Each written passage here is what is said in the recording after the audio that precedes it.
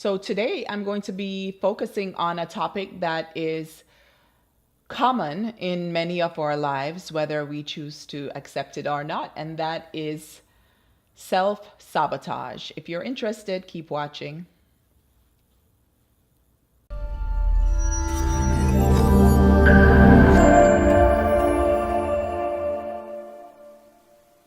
Hi everyone, I'm Dr. Loren Josephs. Welcome to my channel, Dr. LJ Speaks Life, where my goal is to empower women and girls to build self-confidence, improve self-image, and to eliminate the barriers to success in their lives. My background is in psychotherapy. I'm a licensed psychotherapist, a researcher, and behavioral scientist. And my heart's work is really to be supportive and empowering to women and girls who I cross paths with. So today I am going to be talking about something that is really, really important for us to address if we want to avoid some of life's challenges and to actually speed up the process of moving towards our goals. And that thing, that common and often challenging thing to address, is called self-sabotage. So self-sabotage can take many forms. It can look like procrastination, putting stuff off, making excuses.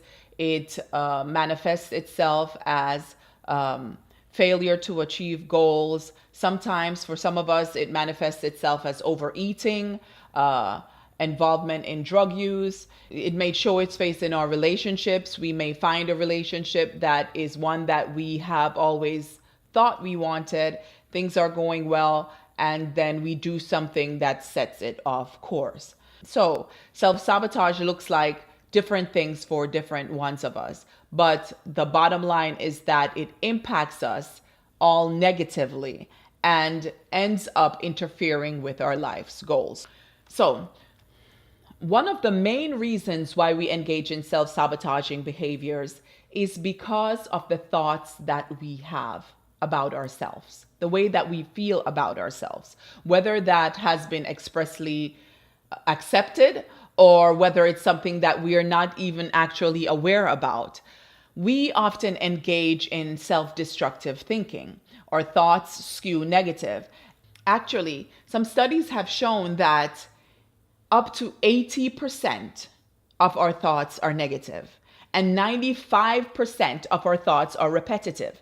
So we end up in this cycle of negative thought, negative thinking. What I know is that our words are a physical manifestation of the thoughts that we are having.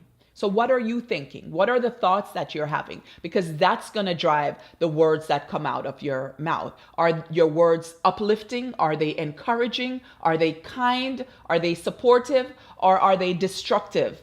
Are you contributing to your own demise by speaking words of destruction over your life? Because there is this principle in psychology that's called self-congruence, right? And what it basically sums up, congruence suggests that our outward reality is going to work hard to match our inner state. So how we're feeling on the inside is going to manifest on the outside. So if we are engaging in negative thinking and supporting a negative ideology, if we're condemning ourselves internally in some way, shape, or form, our actions are going to support that.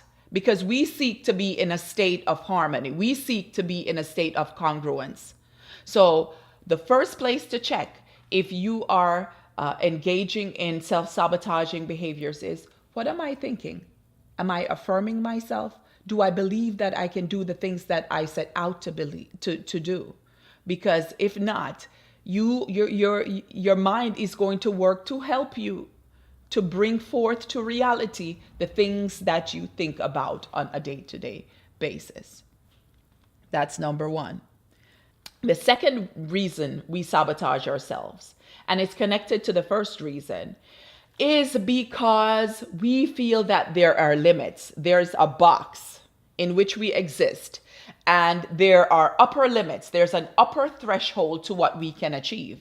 And the sad reality is that that upper threshold for some of us is very low, which is why we end up sometimes in relationships with people who we shouldn't have given a second glance at, much less be wrapped up in a relationship with, because we feel that we are not deserving, that there is a limit to what we can achieve, that we can only be engaged in relationships with a certain type of a person because those quality people who we really should entertain ourselves with are outside of our range, right? They are too good for us.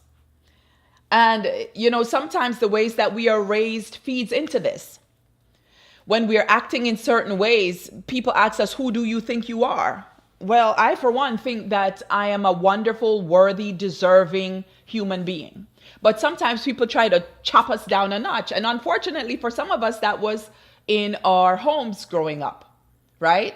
And so that is what we have come to expect. I'll give you an example of sometimes simple things that are said repeatedly in life that are really negative. They seem like just simple things. And there's this one saying in Jamaica that as I've grown older, I have given some thought to. And so if you can picture a child running around and they're happy, I'm telling you, they are happy. They are filled with glee, right? And what the parent or the caregiver ends up saying to that happy kid running around, just enjoying themselves, is, chicken Mary hawk the near. So for those of you who aren't Jamaican, that means when the chicken is merry, a chicken, like the chicken that runs around, the hawk is near. And so what that breaks down to is that when the chicken is happy, just running around being a chick, chick, chick, chick, beep, beep, beep, there's a hawk waiting to swoop down and make that chicken its dinner, right? So what that's telling these children is that there's something known as too much happiness.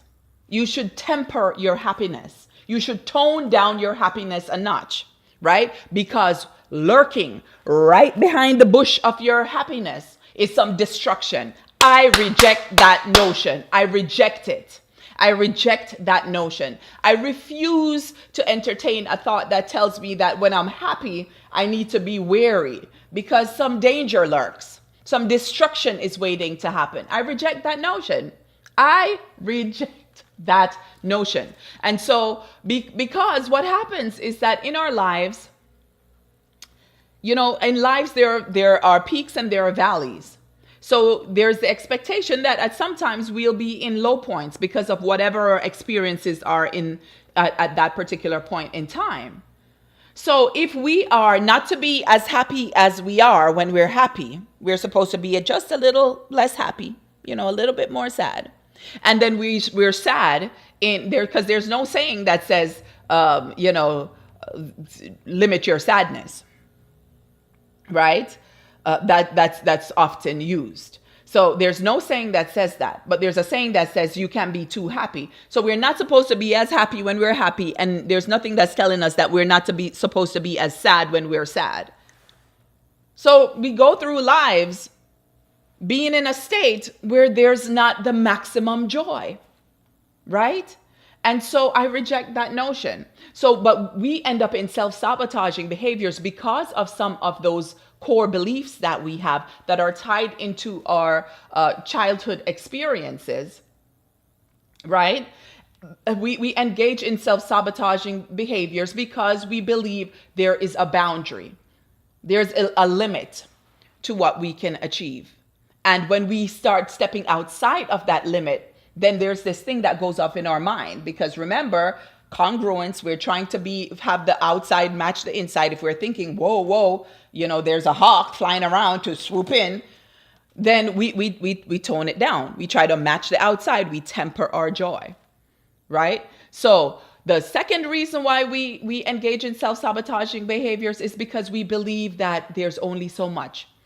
We don't apply for the jobs that we think that we want because we feel that we're not going to get it anyway. That's a little bit too high for us to think, right? We stay in these relationships with these people who should have been gone because we feel like we can't get anybody who's better. As a matter of fact, they might have told us so, And so it's really important to assess, what are my core beliefs? What are my core beliefs when it comes to what I can achieve in life? Are you with me? So we have the way we think and the belief system that tells us that we have a limit. So the third reason we engage in self-sabotaging behavior is to avoid vulnerability. We just don't want to put ourselves out there because we're afraid of the end result. We're afraid that we're going to get hurt. I was watching a video on YouTube the other day, and I wish I knew the young lady's name, but she was talking about how to emotionally detach. And she mentioned, if you want to emotionally detach from a relationship, then you shouldn't date one person. You should date multiple people. Because when you date one person, then you get too attached. And I'm sitting here thinking to myself, well, if that isn't the perfect example of someone trying to use the problem as a solution. If you're having a problem with one person in a relationship, the last thing you should do is try to date three, because you have just multiplied your problem. But I didn't focus on that. The thought that occurred to me was, this is someone who's afraid of being vulnerable, someone who may have been hurt in the past. And because of that, she is setting up a system which is ultimately going to end up in sabotage, because she is trying to avoid the pain that may be associated with vulnerability. Some of us who are stuck in this frame of trying to protect themselves by not stepping out in spheres where they're uncomfortable. But there's no growth without discomfort. If you're sitting there chilling really hard, chances are you're not growing, because there's some measure of discomfort to growth. And this principle, the reason why we sabotage, that's vulnerability, is also tied into this philosophy of when then. If you've ever said, well, I want to do this, but when I get thinner, then I'll do a YouTube channel. That was one of the thoughts that I had. My face kind of look fat, and them say, camera put on 15 extra pound. So when me lose some weight, then we will go do the YouTube channel. When I lose weight, then I will do the YouTube channel. That's self-sabotage, because when we have these when I'm in a relationship, I'll be happy. Or when I start making $100,000, then I'll be happy. Or when then. We end up staying stuck in a space where we don't act, because we are waiting for some future undetermined point in time when a certain thing occurs for us to move in the direction of our dreams. So we end up stalling ourselves. We end up failing to step into our destinies because we are because we are afraid of being vulnerable, because we believe that there's a certain limit, because we are engaging in negative thoughts. So, and they build on each other. One of the things that I should have said when I was talking about the limits that we have is that we need to, and maybe I'm dating myself a little bit here, but think a little bit more like Master P. Yeah, that Master P, make it say, na. The no limit soldier that he always said that he was. In this instance, where we're sabotaging ourselves and placing limits on ourselves, we ought to think like we are limitless. Our capabilities are limitless. Our creativity is endless. The heights to which we can go is infinity and beyond, right? It takes work. But if our energies are focused on mirroring a negative state that we have on the inside, then we will always end up in self-sabotage. The fourth way we sabotage ourselves is by saying yes when we mean no. That song that Destiny's Child sang should have been in the reverse. It should have been, We say yeah, yeah, yeah, yeah, yeah, when it's really no, no, no, no, no, right? The song was in the reverse, because the vast majority of times people say yes when they mean no. They say yes for a variety of reasons. They say yes for failing, for feeling that they'll look bad if they don't. They'll say yes because that person who's asking them to do something did something for them in the past. They say yes because they feel they have to, because it's related to a career move they want to make. They say yes because they feel that they're not deserving of being able to say no. In relationships, we say yes when we mean no. At work, we say yes when we mean no. And what that does is it ends up making us feel resentful, right? We end up making us feel resentful. We resent the other person and we resent ourselves for taking on yet another task that we had no interest in doing at this particular point in time. And so we show up less creative than we typically are. We show up we show less effort, and we end up taking away time from ourselves that we could be used to affirm ourselves. We could use to enrich our lives. We could use to fortify ourselves so that we can be of better service in the arenas that we want to be in. It's really important to practice saying no. Right? For some people, that's really hard to do because it's tied into how they view themselves. I don't want anyone not to like me, right? However, if we work instead on being comfortable with ourselves, if someone doesn't like us because we have chosen to protect ourselves by saying no, at this time, this opportunity or this event or this whatever is not appropriate for me to engage in right now, or I don't have the time to do that right now, or is it possible for me to support you in that way at some point in the future, because at this point in time I'm overextended. Particularly women have a hard time saying that. So if that is you, then you likely engage in behaviors that sabotage yourself by saying yes when you mean no. So choose to practice the different ways to say no. Oh, no, thank you for the opportunity, but I can't at this time. Oh, or that seems like such a wonderful opportunity. I think I might have someone in mind for you to serve in that role. Can I connect both of you? Or there's a variety of different ways that you can say no. Or like me, you can just say, nope, no, I'm not interested at this time. Thank you though. And then you smile. So the fifth reason and the last reason that I'll cover today about why we engage in self-sabotaging behaviors is because we want to protect our ego. Think about this. Now, when we want to protect our ego, we end up not giving our all. We don't give 100%, and sometimes we half-ass it, right? We give only a half of an ass. Come to think of it, I'm not really sure why half of an ass. Maybe because it wouldn't be a good thing to just be walking around with half of an. If somebody knows what half-assing it, where it came from, let me know. Where was I?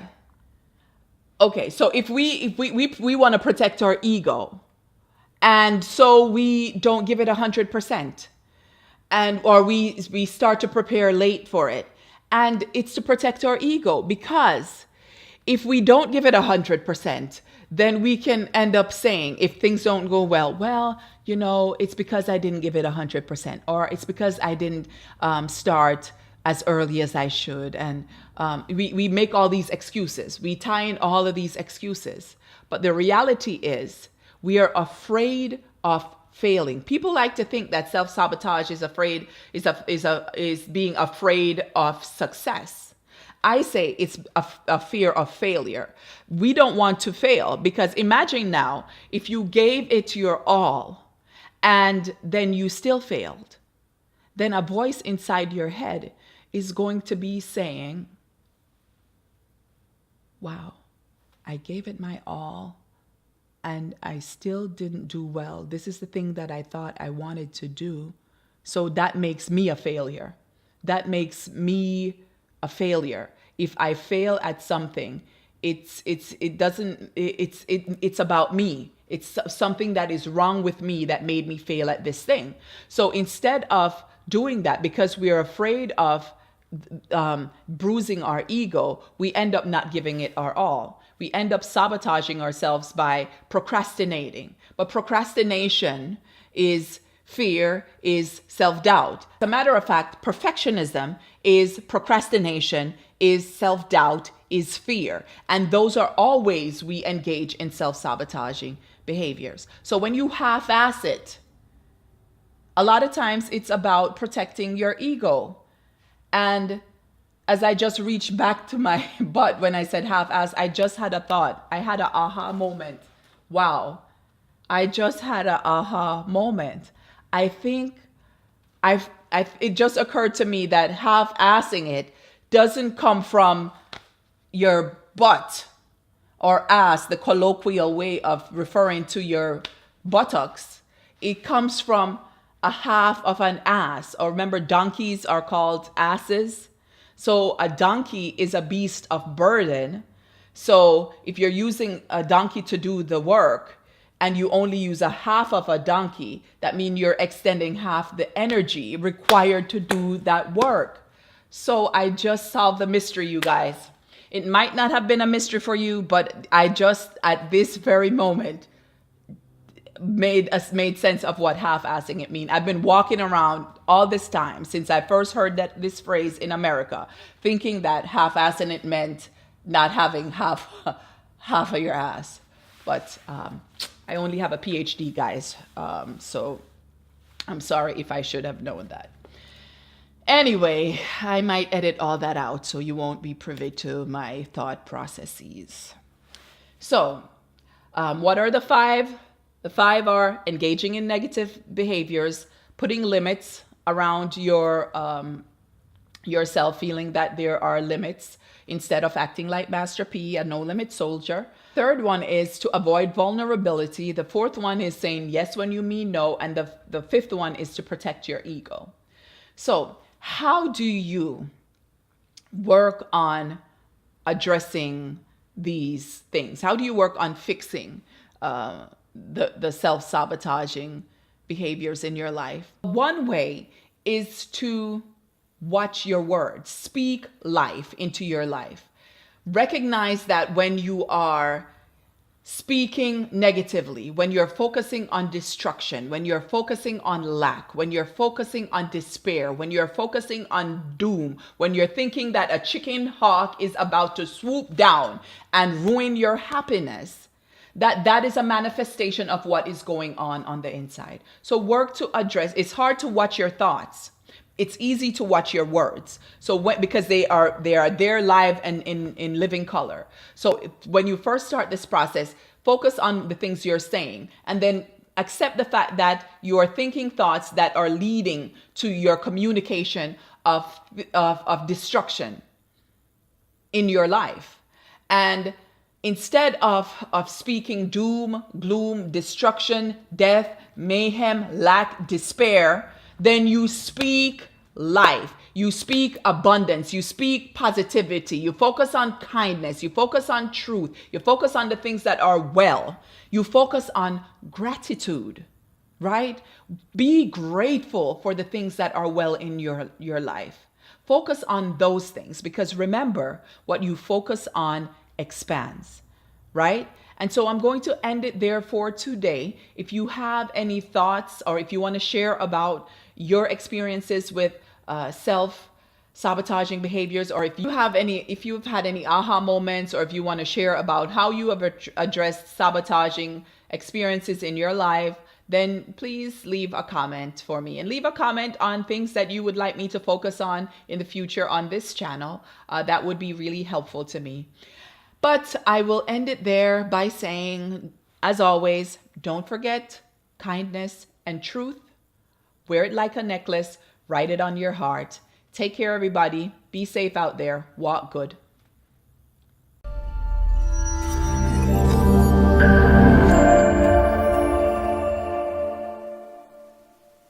You say yeah, yeah, yeah, yeah, yeah, when it's really no, no, no, no, no. You say yeah, yeah, yeah, yeah, yeah, when it's really no, no, no, no, no, no. Mm, mm, mm, mm, mm, mm, mm, mm, mm, mm, mm, mm.